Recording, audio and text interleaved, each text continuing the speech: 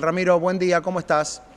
Hola, buenos días, Fernando, ¿cómo estás? Bueno, como decías vos en la introducción, hoy se conoció en el boletín oficial o el decreto 1131 que, como anticipabas, lo que hace es prorrogar la vigencia del presupuesto 2023, ¿no? Y ahí lo que tenemos que un poco para que la audiencia tenga un poco más de claridad, ¿por qué sucede esto, ¿no? Porque allá en el año 93, cuando se crea la Ley de Administración Financiera, que es la que regula justamente cómo se debe elaborar el presupuesto y todo lo relacionado a la materia financiera, el espíritu de la renovación del presupuesto es que, como todos los años, y bien decías vos, el 15 de septiembre de cada año el Poder Ejecutivo manda al Congreso su propuesta de presupuesto, puede pasar que por técnica legislativa no se llegue a tiempo a aprobar ese proyecto de presupuesto. Entonces, ¿qué se previó en la Ley de Administración Financiera? Bueno, que en el interín entre que sucede esa aprobación, que típicamente puede ser o en sesión extraordinaria o en marzo del siguiente año cuando arranca nuevamente el Congreso,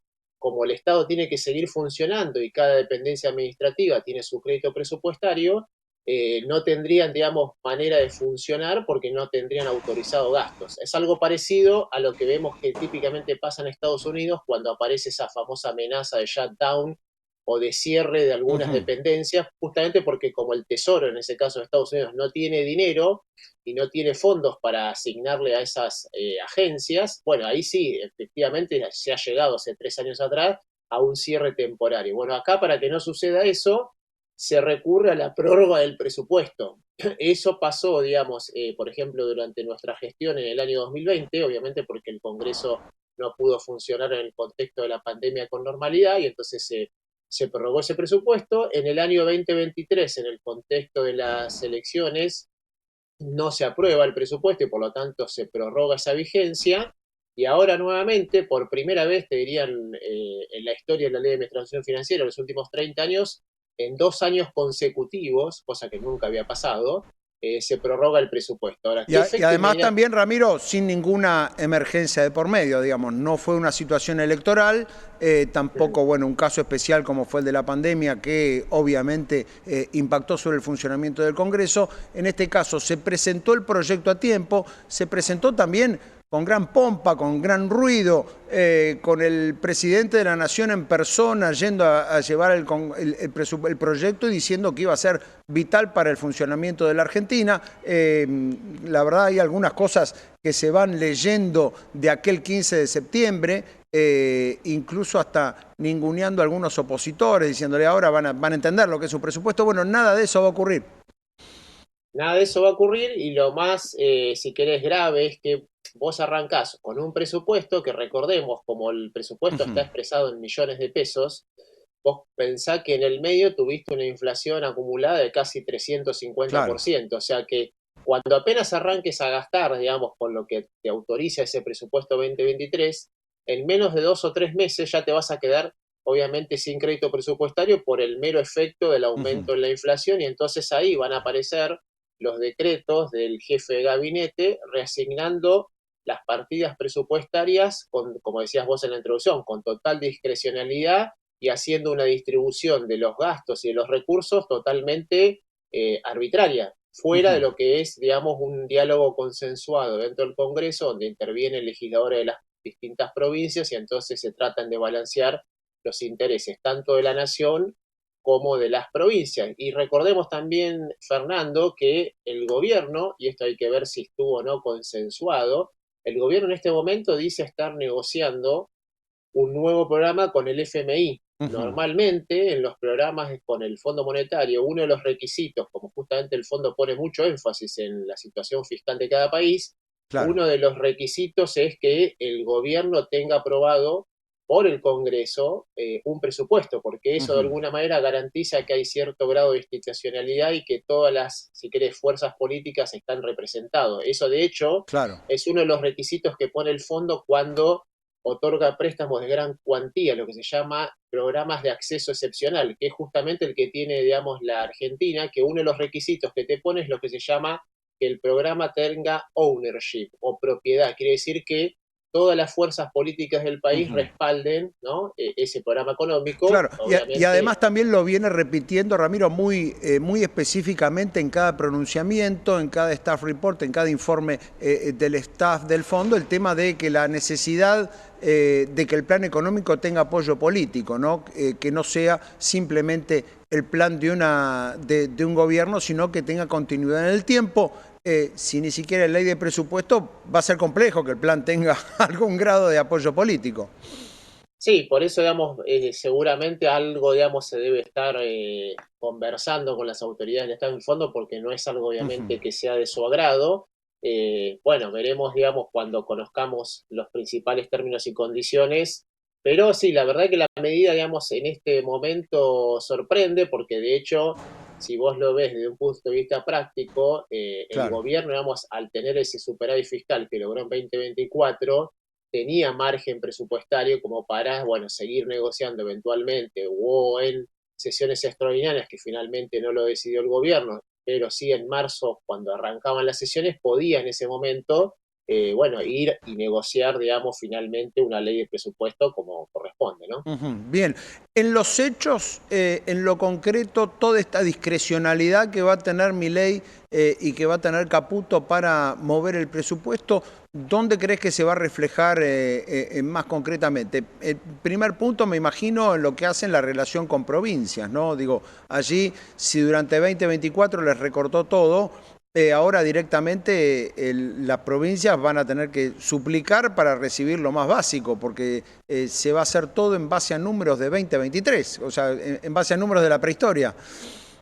Exacto, vas a tener como tres áreas donde el Ejecutivo tiene discrecionalidad en su relación con las provincias. Uno, como decís vos, es lo que se llaman transferencias discrecionales a la provincia, que justamente son decisiones que toma el Poder Ejecutivo de transferencia de fondos a cada una de las provincias. Segunda esfera, lo que es el presupuesto de obra pública, ¿no? Que en muchos casos implica desarrollar obras de infraestructura, obras viales, etcétera, en distintas jurisdicciones. Y número tres, que no menor, en lo que tiene que ver con las transferencias que hace el gobierno nacional por las jurisdicciones que transfirieron sus cajas provinciales, ¿no? Muchas de esas Ujú. tienen déficit operativo y entonces normalmente el gobierno cubre parte de ese déficit de las cajas previsionales provinciales. O sea que en esas tres esferas, bueno, tendrán que ver, digamos, cómo articulan ahora los gobernadores con el Ejecutivo para, de alguna manera, relacionarse fiscalmente en un año,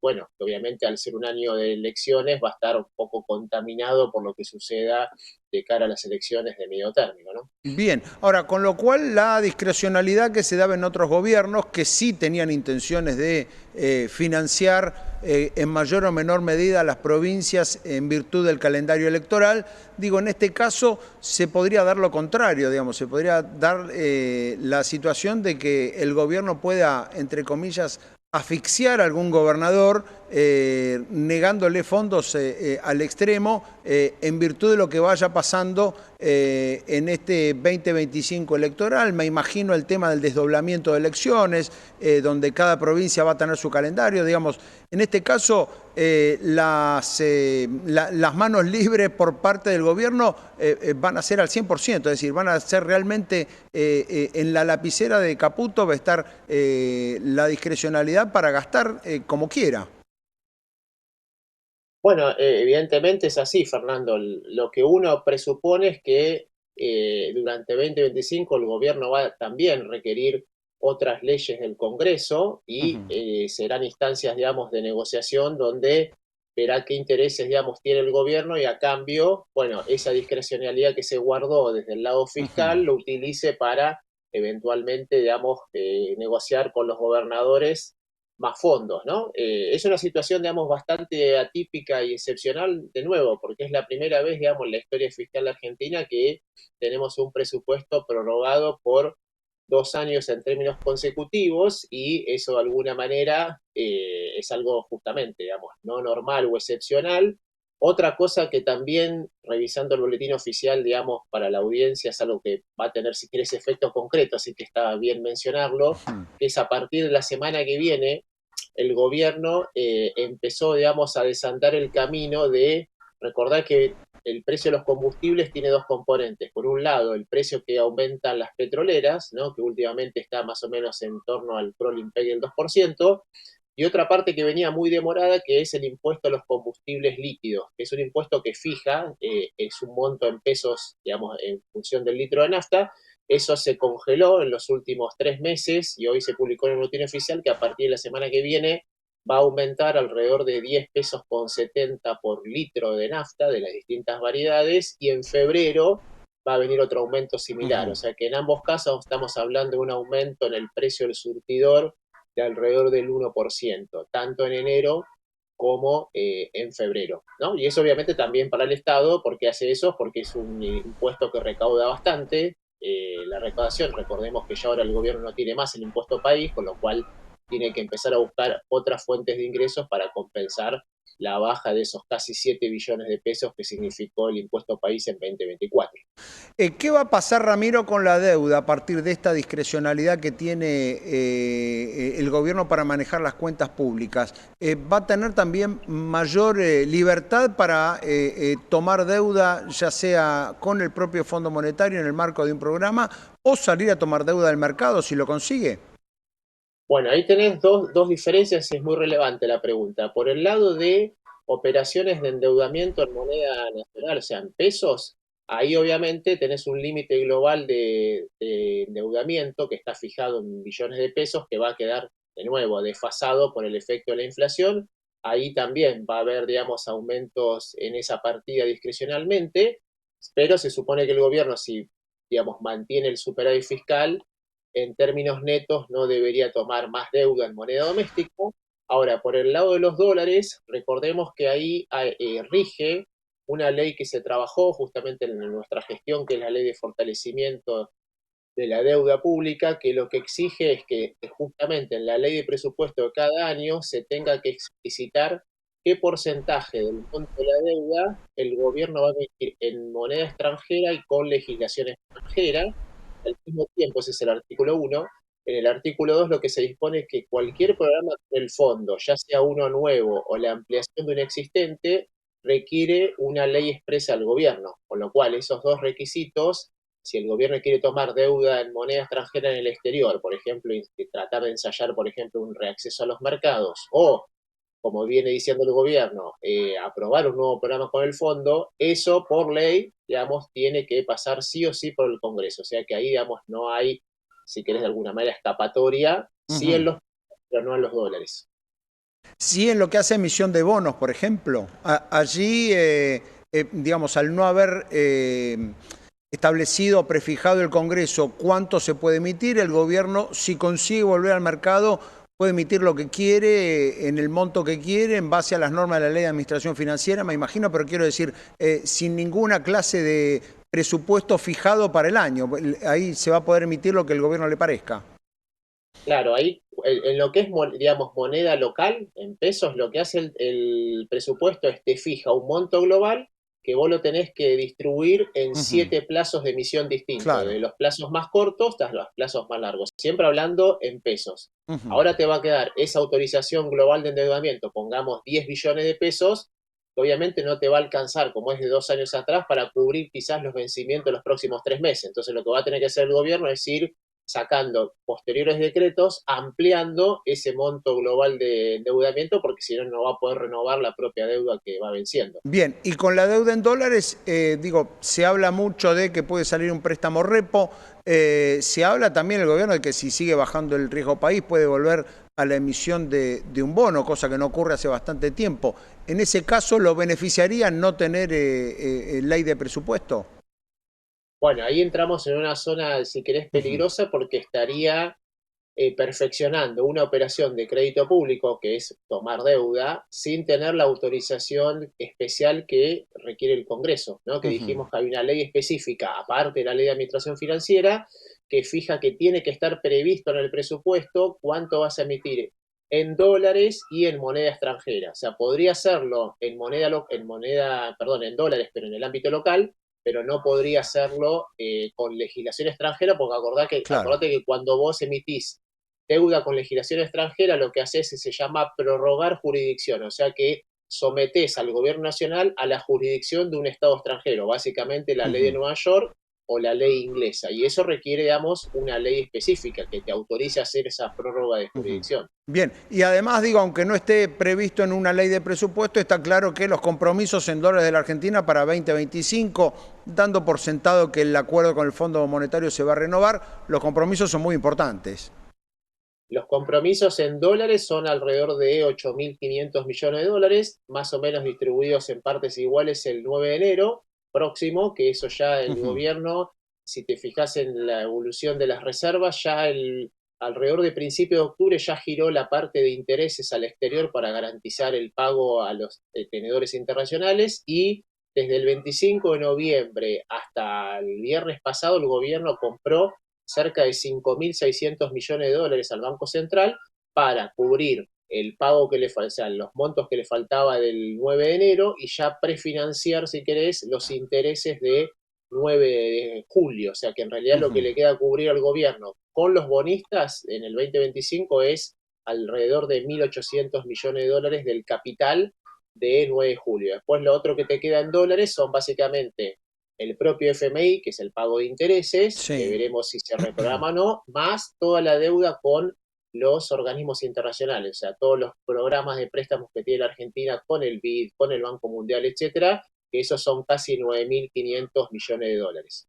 Bien, con lo cual allí también se abre otro frente desconocido, en el sentido de que el gobierno va a ir moviendo todos estos números a su antojo, sin ninguna clase de pautas puestas por el Congreso. Digamos, ahí es lo que va a ocurrir.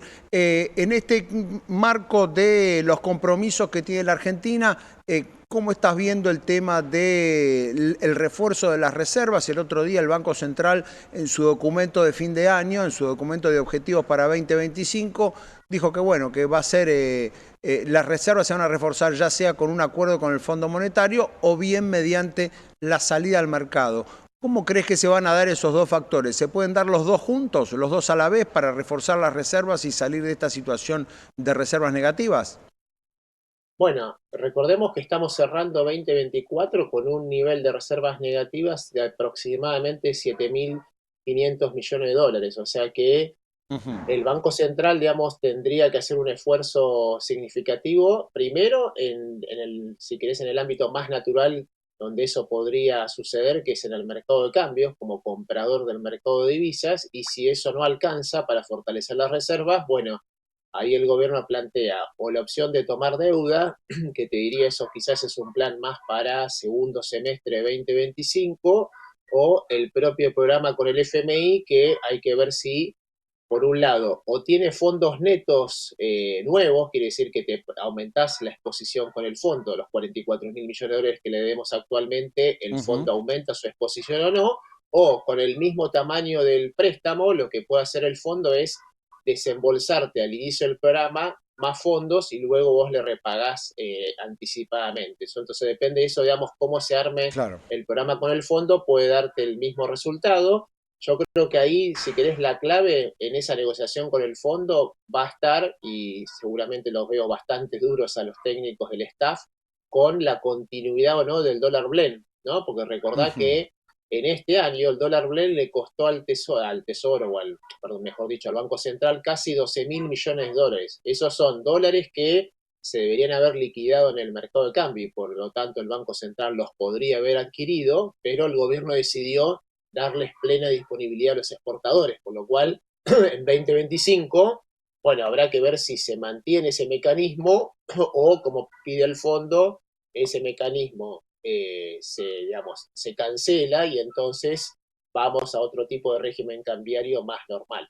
Bien, está claro, con lo cual allí también habrá otro frente para manejar, insistimos en este marco de discrecionalidad, y es otro de los reclamos permanentes del Fondo Monetario, ¿no? Que no haya un tipo de cambio especial para ningún sector. Ramiro, muchísimas gracias por este contacto y por supuesto te deseamos muy feliz 2025. Igualmente para vos y para la audiencia, Fernando. Feliz año. Un fuerte abrazo. Allí Ramiro Tosi dando su análisis acerca de esta noticia central en el cierre del año económico. El gobierno decidió prorrogar por segunda vez, lo explicaba ahí con claridad Tosi, un hecho absolutamente inédito en la historia financiera argentina, que durante 2 años consecutivos no haya ley de presupuesto en la Argentina. Será prorrogado el proyecto aprobado en 2023, que ya había sido modificado y prorrogado en 2024, y ahora lo será para el